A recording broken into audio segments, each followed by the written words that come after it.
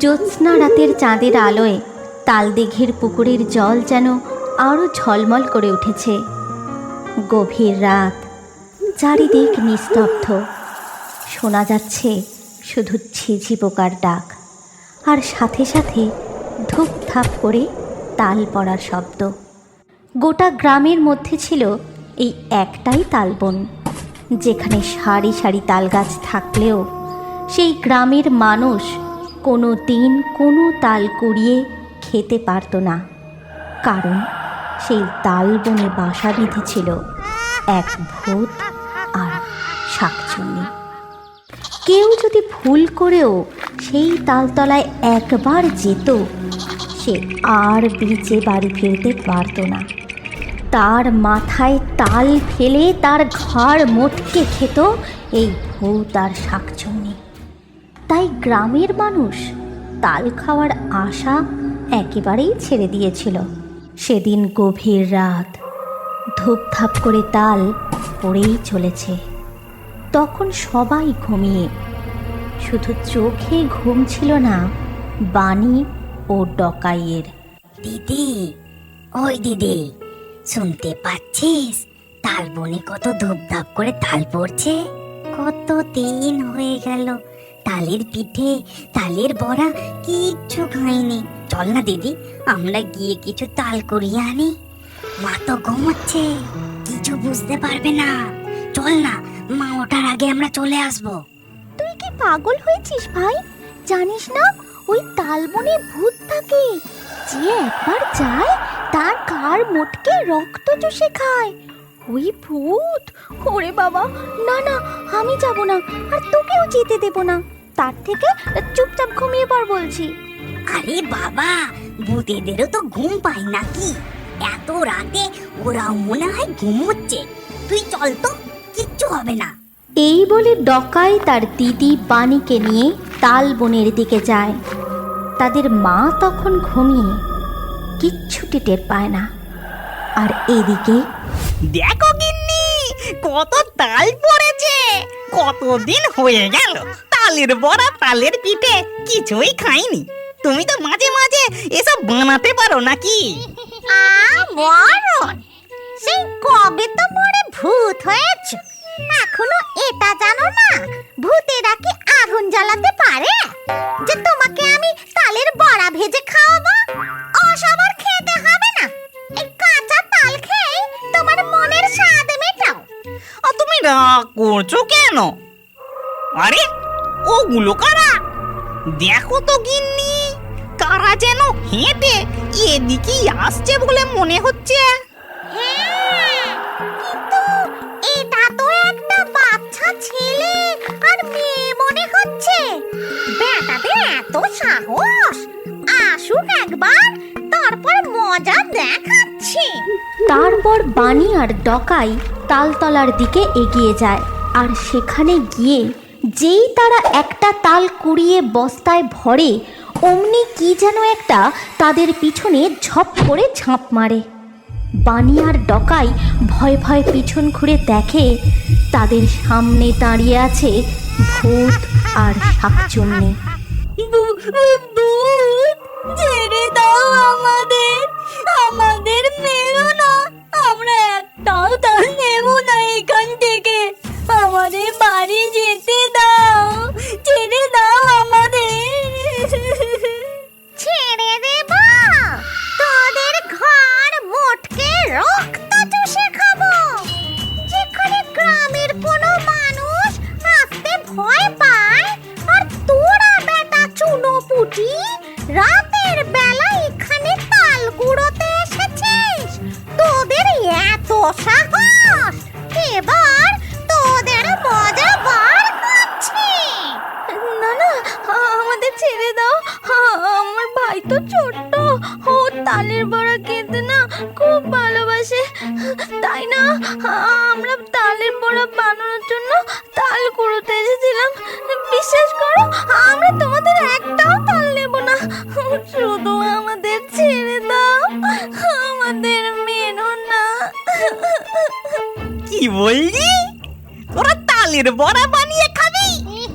ঠিক আছে, তোদের ছেড়ে দি দিতে পারি, কিন্তু একটা শর্তে। তোরা তালের বড়া বানিয়ে আগে আমাদের দিয়ে যাবি। যদি না দিয়ে যাস তাহলে তোদের। না না, আমরা দিয়ে যাব। আমরা তালের বড়া বানিয়ে কালকে সন্ধ্যাবেলায় দিয়ে যাব। এখন আমাদের যেতে দাও।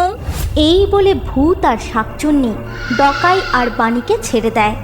এরপর তারা কিছু তাল বস্তায় ভরে বাড়ি চলে যায় ও চুপচাপ গিয়ে তাদের বিছানায় শুয়ে পড়ে।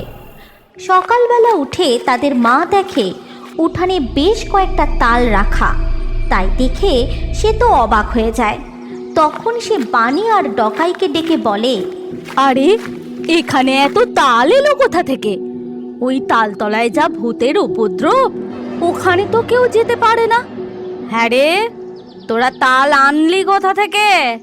সত্যি করে বল আমাকে, কিছু লুকোবি না।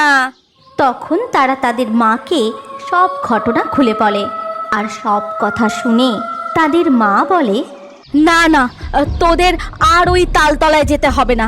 যা এনেছিস এনেছিস, আর খবরদার ওই তালতলার দিকে আর পা বাড়াবি না। যাই হোক, আজ সন্ধেবেলা আমি এই তালগুলো দিয়েই তোদের তাল ফুলুরি বানিয়ে দেব। এই কথা শুনে ডকাই আর বাণী তো খুব চিন্তায় পড়ে যায়। আর এদিকে সন্ধেবেলা নামে তুমুল বৃষ্টি, তার সাথে ঘন ঘন বাজ পড়তে থাকে। তাই দেখে ডকাই বাণীকে বলে, কি হবে রে দিদি, এত বৃষ্টিতে আমরা তালের বড়া নিয়ে যাব কি করে? আর না গেলেও যে ওই ভূত আর শাকচুন্নি আমাদের রক্ত চুষে খাবে। হ্যাঁ, এখন কি করে বলতো? আর এদিকে রান্নাঘরে তাদের মা তালের বড়া ভাজতে থাকে। আর সেই গন্ধে গোটা গ্রাম এক্কেবারে ম ম করে। সেই তালের বড়ার গন্ধ গিয়ে পৌঁছায় ভূত আর শাকচুন্নির নাকে। তখন তারা বলে, কি সুবাস! তালের বড়ার গন্ধে আমার জিভ থেকে তো টস টস করে জল পড়ছে। ওই দুষ্টু পাজি ছেলে মেয়েগুলো তো আর তালের বড়া নিয়ে এলো না। বেটা দুটোকে একবার হাতে পাই, তারপর মজা দেখাবো। চলো না গিন্নি, গন্ধটা কোথা থেকে আসছে একটু যাই। এই গন্ধে আমারও না খুব তালের বড়া খেতে ইচ্ছে করছে। চলো চলো যাই। তারপর তারা সেই গন্ধ অনুসরণ করতে করতে ডকাইদের বাড়ির রান্নাঘরের জানলার পেছনে আসে। এদিকে বাইরে তুমুল বৃষ্টি, আর জানলা দিয়ে উঁকি মেরে ভূত দেখে ডকাইয়ের মা গরম গরম তালের বড়া ভাজছে। তালের বড়া তাল পোড়ালি আমি বড় ভালোবাসি। একটা খাবো, দুটো খাবো। তালের পিঠে তালের পায়েস টপ টপটপ সবটা খাবো।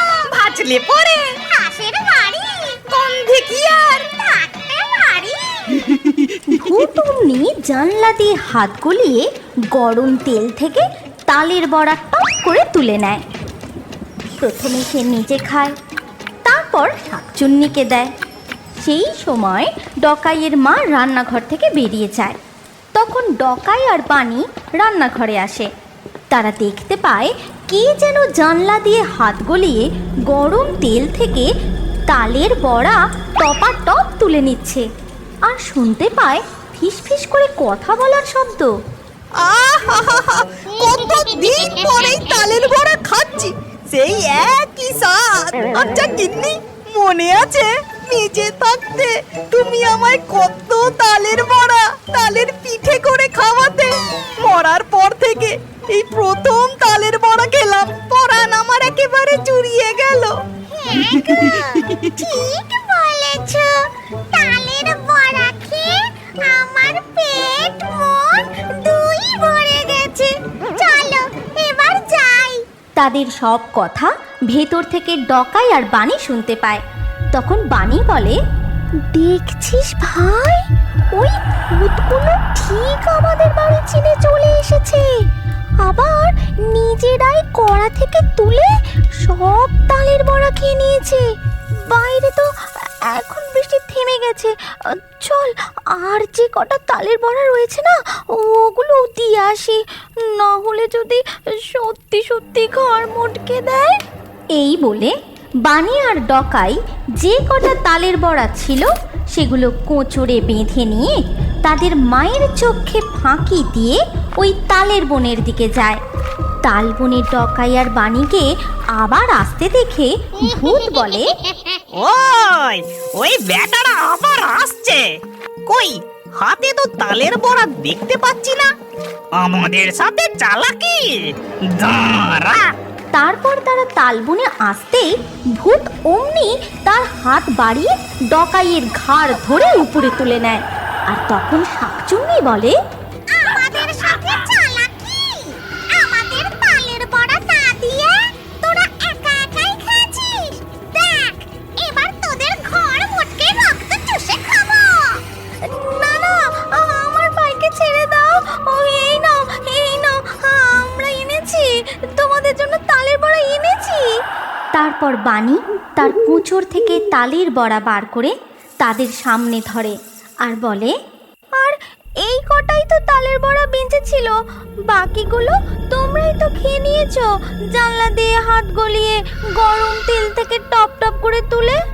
আমরা এখনো একটাও তালের বড়া খাইনি, বাকিগুলো যা ছিল তোমাদের জন্যই এনেছি। এই নাও, এবার আমার ভাইকে ছেড়ে দাও। ভূত তখন ডকাইকে নিচে নামিয়ে দেয় আর বলে, ও, ওটা তোদের বাড়ি ছিল? আহা, ওই তালের বড়ার কি স্বাদ! আর তোরা এত ভালো, নিজেরা না খেয়ে বাকিগুলো আমাদের জন্য আনলি। এমন সুস্বাদু তালের বড়া খাওয়ালে কি তোদের আর মারতে পারি? যা যা, তোদেরকে ছেড়ে দিলাম। আর শোন, আজকের পর থেকে তোরা এই তাল বাগানে তাল কুড়োতে আসতে পারিস। আমরা তোদের কিচ্ছু করব না।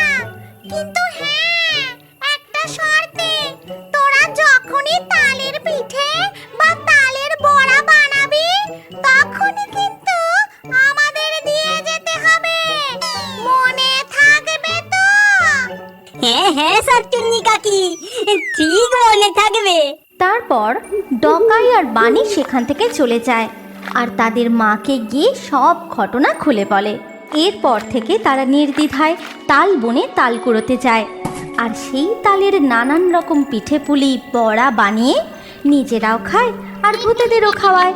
আর কিছু তাল তারা দুই ভাই বোনে গিয়ে গ্রামের বাজারে বিক্রি করে। এইভাবে তারা সুখে শান্তিতে দিন কাটাতে থাকে।